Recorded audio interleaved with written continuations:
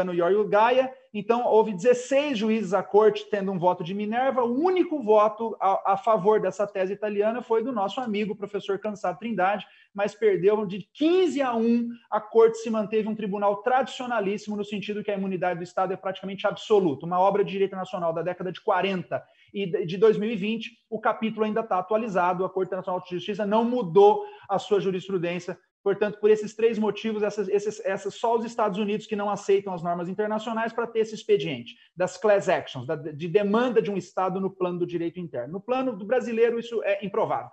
E de outros Estados do mundo. Então, o que ocorre? Sobraria para nós a responsabilização internacional. Rapidamente, o tempo é muito curto aqui. O que aconteceu com a China? A China não é um monstro, não é um país... nada disso. Uma pandemia pode acontecer em qualquer país do mundo. Claro que não é conveniente essas questões de zoonose, é um problema zoonótico. O HIV nasceu da relação do homem com o macaco, no Congo belga, lá em Leopoldville, na década de 20. Só foi chegar nos Estados Unidos na década de 70 com a Revolução Sexual, e depois os haitianos que voltaram e depois foram para a Europa, não tinha comunicação, transportes. Má relação do homem com o animal. Isso nós precisamos falar, é zoonose. O caso olha o HIV, o que foi no mundo hoje. O caso da Covid-19 é um outro problema zoonótico, do morcego que passou por um bichinho que chama pangolim, que é o animal silvestre que tem o maior tráfico ilegal do mundo. Os asiáticos adoram, parece um tatu-bola, a criança brinca com aquilo. Do morcego para o pangolim, do pangolim para o humano. Outro problema de zoonose, que nós temos que... A OMS tenta resolver esse problema da relação do homem com determinados animais que dão essas doenças, essas pandemias. Isso pode acontecer em qualquer país do mundo, em qualquer local do mundo. O que a China fez, então, portanto, ela não é culpada por ter uma pandemia. Ela é culpada por não respeitar as normas internacionais, né? Que Maria Lola aqui dizia que tem que ter uma flexibilidade, isso no fundo é o diálogo das fontes. O direito internacional hoje ele não é prepotente como era o direito internacional westphaliano, o próprio direito internacional permite um diálogo com o direito interno, o juiz escuta esse diálogo e aplica o que as fontes dizem. Então, hoje essa simbiose que existe entre o direito internacional não é desprestigiar o direito internacional, nem desprestigiar o direito interno, é uma conversa profícua que tem que ter para resolver os problemas.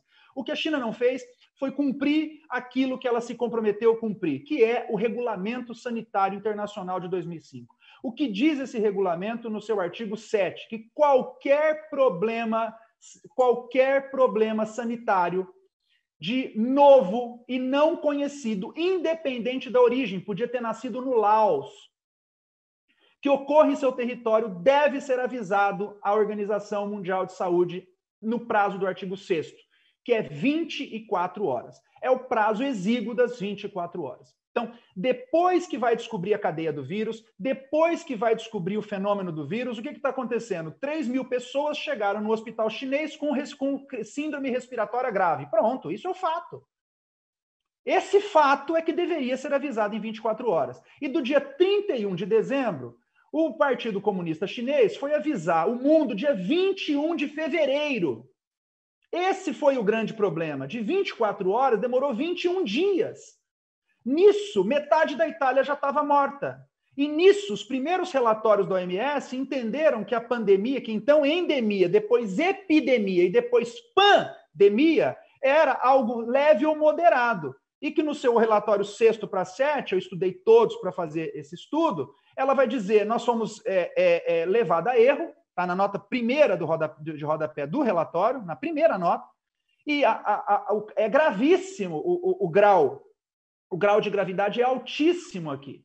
Depois temos que ver também se não tem uma responsabilidade da organização, porque a OMS, ela também só tece elogios à China, mas o seu grau de responsabilidade também, ainda é cedo, mas é um tema que nós vamos ter que discutir depois. Qual que é a responsabilidade da Organização Mundial de Saúde, ainda que muitos estados, como o Brasil, é verdade, não tenham cumprido as suas resoluções, mas qual que é a responsabilidade também em não exigir do Estado o cumprimento desse prazo de um país que já teve SARS? Bom, a China demorou 24 horas, 21 dias para avisar o mundo. Esse foi o problema. Então, hoje ninguém tem dúvida, eu acho que eu escrevi isso em primeira mão no Brasil, hoje o mundo inteiro, os colegas que têm escrito internacionalmente têm concordado.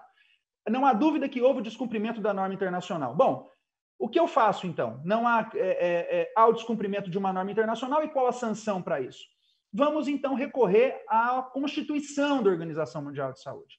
E a Constituição coloca apenas uma possibilidade de se reclamar questões relativas à saúde que envolvam 2 estados partes nesse tratado perante a jurisdição da Corte Nacional de Justiça. Está no artigo 75. Acontece que o artigo 75 é uma coisa e os artigos 6º e 7º do regulamento são outra coisa. E como linkar isso? Há vários meios que não daria para explicar aqui, tem o artigo 22, tem o artigo 65. A verdade é que eu tenho uma Constituição, que é um framework, que é uma moldura, que é um umbrella treaty, é um guarda-chuva em que outros estão ali à sua sombra, e todas as questões sanitárias internacionais podem ser alocadas de uma problemática que se leva à Corte Nacional de Justiça. Isso está no artigo 75. O artigo 75 coloca, porém, 2 condições.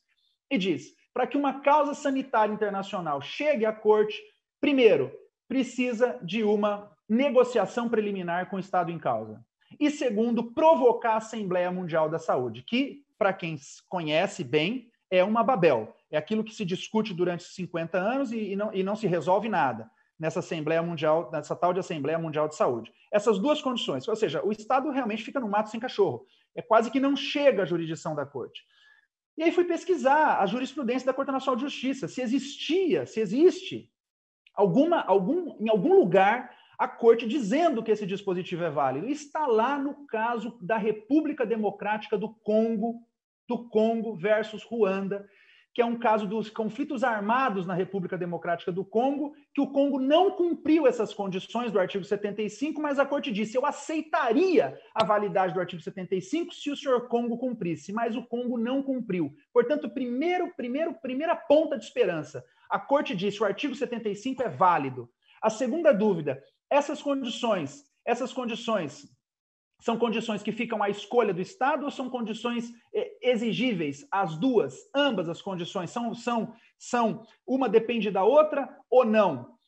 E aí, aquela coisa, né, de conhecer a jurisprudência da Corte e as surpresas. Recentemente, em novembro de 2019, no famoso caso República da Rússia versus Ucrânia, que discute a Convenção internacional sobre discriminação racial, esse caso vai ser julgado daqui 20 anos, mas ele já está nas suas objeções preliminares, ele acabou de entrar na jurisdição da Corte. E lá nas objeções preliminares, e aí que me chamou a atenção, a Corte Nacional de Justiça foi analisar o artigo 22 da Convenção sobre Discriminação Racial, que é formalmente idêntico ao artigo 75 da Constituição da OMS, que vai dizer o seguinte, para que um caso possa ser submetido à Corte, primeiro, as tais negociações preliminares, segundo, que se provoque o comitê do Pacto da Convenção Internacional de Abolição de todas as formas de discriminação racial. E aí, a Corte Internacional de Justiça, no parágrafo 101 dessa sentença das objeções preliminares, disse não precisa das 2 condições, basta que o Estado tenha cumprido apenas uma, portanto, elas não são cumulativas, que o caso pode vir à jurisdição da Corte.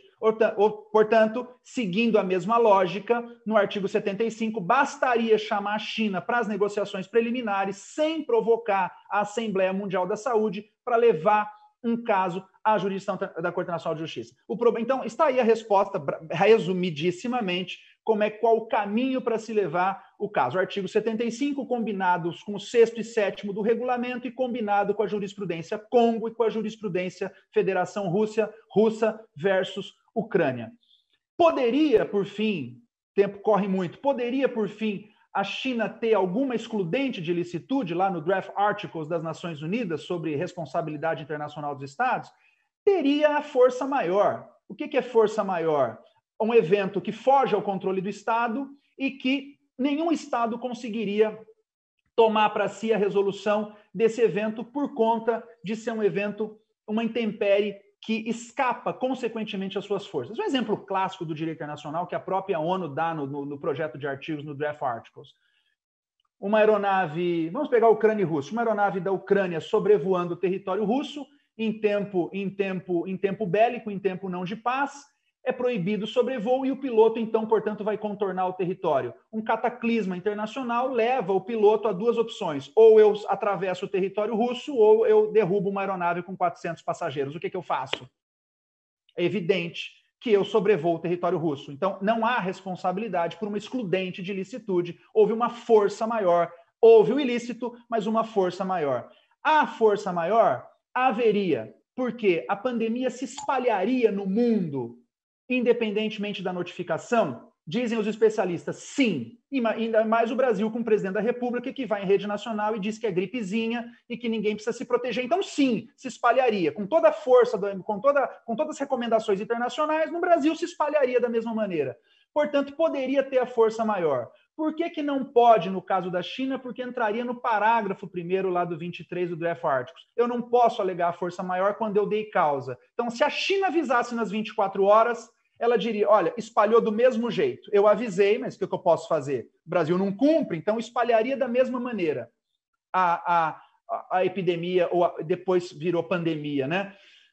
Nesse caso, me parece que a força maior aí tem esse impeditivo por conta da falta de cumprimento das normas internacionais. E, no final, para fazer uma reflexão final em um minuto, já encerrando, isso tudo nos mostra, né, muito resumidamente, falei muito resumidamente, mas, no fundo, isso tudo nos mostra que a pandemia da Covid-19, ela está nos mostrando que a globalização ela está de joelhos. Ela está efetivamente de joelhos, como diz Ferraioli, porque o grande desafio exatamente é salvaguardar a saúde humana. E fazendo uma reflexão que fiz também nesse estudo final, é a de que se hoje, até hoje, acho que Maria Rosa se referiu a isso, Ana Beatriz também sobre o meio ambiente, se até hoje o grande exemplo de patrimônio comum da humanidade era o meio ambiente e uma questão sanitária é uma questão ambiental lato sensu, parece hoje nós não ter mais dúvida de que o patrimônio comum da humanidade é a saúde. É efetivamente a saúde. Isso nos faz refletir como nós podemos elevar a consciência humana para uma nova concepção do direito doravante e como poderão ser encontrados esses pontos de conexão entre diversos estados, cultural, economicamente tão distintos, para a gerência compartilhada do nosso futuro comum, do meu, do seu, do nosso futuro. Então, agora, esse direito internacional westphaliano, ele perde e prepotente, porque ele não aceita o dialogismo, ele perde, no meu entender, completamente as suas bases justificadoras, para dar lugar àquilo que defendo há mais de 20 anos, esse novo direito internacional que tem no patrimônio comum da humanidade, em especial o patrimônio da saúde humana, o seu mais amplo e irrestrito significado. Eu penso que será sob essa ótica e sob esse prisma que os Estados deverão, doravante, enfrentar questões dessa índole em nome da salvaguarda de toda a humanidade. Portanto, nós temos que achar um meio de cooperação entre Estados, uma cooperação e uma gestão compartilhada de crises, e aí, na verdade, as normas internacionais vão ter que ser cumpridas, porque isso vai ter que ser levado a um foro multilateral que é a ONU, os Estados vão ter que ceder, sim, aos seus domínios reservados para ter uma gestão compartilhada de crises e que essa crise, vejam os milhares de mortos constatados até hoje e as perdas econômicas, que isso nos ensine a ter uma nova lente para que nós possamos ter uma gerência melhor, mais compartilhada e mais humana do nosso futuro comum. Queria agradecer novamente a essa oportunidade e dizer que foi um prazer e uma honra ter estado com todos e todas aqui, devolvendo a palavra à querida Ana Beatriz, cumprimentando novamente os colegas. Muito obrigado. Muitíssimo obrigada, professor Valério. Essa questão da responsabilidade internacional, realmente, ela é extremamente complexa, né? Ela demanda a interpretação de diversos dispositivos internacionais, e depois a gente tem um segundo problema, né? Que é como executar essa eventual condenação internacional, né? Então, a gente realmente está numa questão extremamente complexa e que demanda muita análise. Bom, deu para perceber que o mundo inevitavelmente será outro, né? Antes da pandemia, depois da pandemia, em especial nessas relações de direito internacional. Ficou muito claro, né, que o fato de nascer num país, né, uma doença, não implica em que ela fique restrita àquele país e que a adoção de medidas imediatas naquele estado implica ou não no atingimento de outros estados, né? E isso pode representar a responsabilidade desse estado. Eu queria agradecer demais a presença de todos e todas e convidá-los também para permanecer aqui. Daqui 10 minutos será dado início ao próximo painel, que vai tratar dos crimes de responsabilidade e o impeachment. Terá a participação do Luiz Cláudio Pereira, conselheiro federal da OAB, da Helena Lobo Costa, professora da USP, Juliano Breda, conselheiro federal também da OAB, pelo estado do Paraná, e do professor Miguel Reale Júnior, que é professor da USP. Agradeço a presença de todos, agradeço aos professores Maria Rosa, Gustavo Mônaco e Valério Maswosny pelas incríveis palestras, e uma boa tarde a todos e a todas.